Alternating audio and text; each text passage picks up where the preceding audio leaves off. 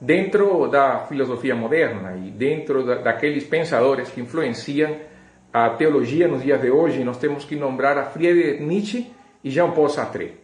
Nietzsche era filho e neto de pastores luteranos, e a ideia dele era atacar diretamente a pessoa de Deus, principalmente o Deus cristão. Na verdade, o pensamento dele foca no Deus cristão. Ele escreveu o seguinte: o mais importante dos eventos mais recentes é que Deus morreu. E para ele a morte de Deus era algo extremamente importante. Ele chegou a escrever que Deus morreu e nós devíamos estar felizes por isso. Ele é chamado o pai do niilismo, que quer dizer a crença do nada, o pensamento do nada, a vida é do nada. Algumas ideias dele é a fragmentação da fé na cultura. Para ele, a época de grande decadência é justamente a época da fé. E nada está firme e a fé, na verdade, influencia negativamente o pensamento do ser humano. Ele chegou a dizer que nós éramos espíritos livres, quando somos livres da esfera da religião. E por isso o niilismo trabalha na fé, na absoluta falta de valores e de sentidos. Ele chegou a dizer que nós, os filósofos, nas palavras dele, e espíritos livres, sentimos-nos irradiados por uma nova aurora pelo relatório de que o velho Deus está morto e nossos corações transbordam de gratidão. E aí vem a ideia do chamado super-homem, um homem livre da qualquer outra marra, principalmente da marra da religião, da ética, da esfera da moral. Ele está acima desses pensamentos, ele cria uma nova realidade. Na verdade, esse super-homem, um novo homem, ele trabalha no aspecto da supremacia do seu pensamento.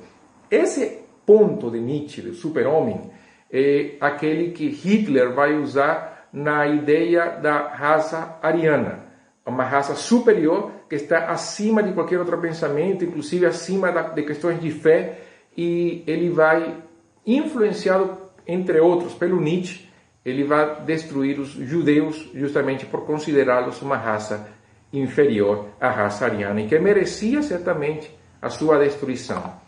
O outro, Jean-Paul Sartre, um pouco mais da nossa época, ele viveu basicamente quase todo o século XX. Ele, na ideia do homem, é que o homem é jogado no mundo e deixado ali. O homem é uma pessoa que precisa, então, descobrir a vida pela sua própria conta. Não há Deus para ele. Para Sartre, a ideia de Deus é uma ideia absurda. Ele trabalha que o homem é o seu próprio Deus. Deus é a realidade humana como totalidade. E dessa nascente surge a ideia do nada espiritual, da ideia ausente. Ele é influenciado por Feuerbach, afirmando que a alma humana é apenas o rastro imperfeito dessa vida que poderia ser chamada de Deus. Então o homem é o ser que projeta ser Deus. O que foram as palavras de Satanás para Eva, de que se comerem um fruto da árvore, conhecendo o bem e o mal, seriam como deuses, e que foi, na verdade, uma mentira, para Sartre se transforma numa realidade. Então nós vemos nas palavras de Jean-Paul Sartre a influência da serpente bem clara para nós hoje. E é claro que para Sartre o sentimento religioso é um álibi, uma fuga da própria condição humana. Ele mantém esse pensamento de Karl Marx, que a religião é o ópio do povo, é aquilo que escraviza o pensamento do povo hoje. E se nós olharmos um pouco o pensamento da nossa cultura e sociedade hoje, eles veem a religião como uma marra da sociedade, como algo que destrói a sociedade, como algo que escraviza a sociedade, que o homem precisa se libertar da religião para viver uma vida em plenitude. O pensamento de Nietzsche e de Sartre permeia hoje boa parte da sociedade, ao ponto de declarar, por um lado, que o Deus cristão é um Deus que destrói a liberdade do ser humano, e por outro lado, negar a existência de Deus, porque negando a existência de Deus, o senso de moral, ele passa a se tornar um senso mais individualizado. Então cada um trabalha de acordo com o seu pensamento. Vem aquela ideia justamente do relativismo moral. Cada um constrói o pensamento moral de acordo com seus próprios valores e princípios. O problema desse pensamento é justamente que, se para mim matar não é errado, eu posso matar alguém, e quem vai me julgar por uma lei estabelecida num consenso moral. Se eu posso argumentar que para mim matar é certo, por que alguém que um juiz vai dizer que está errado? Pode parecer absurdo, mas essa foi a ideia justamente argumentada pelos nazistas nos juízos de Nuremberg quando foram julgados pelos aliados. Para eles, matar judeu não era uma questão imoral, era uma questão a ser feita. Era o bem pela nação alemã.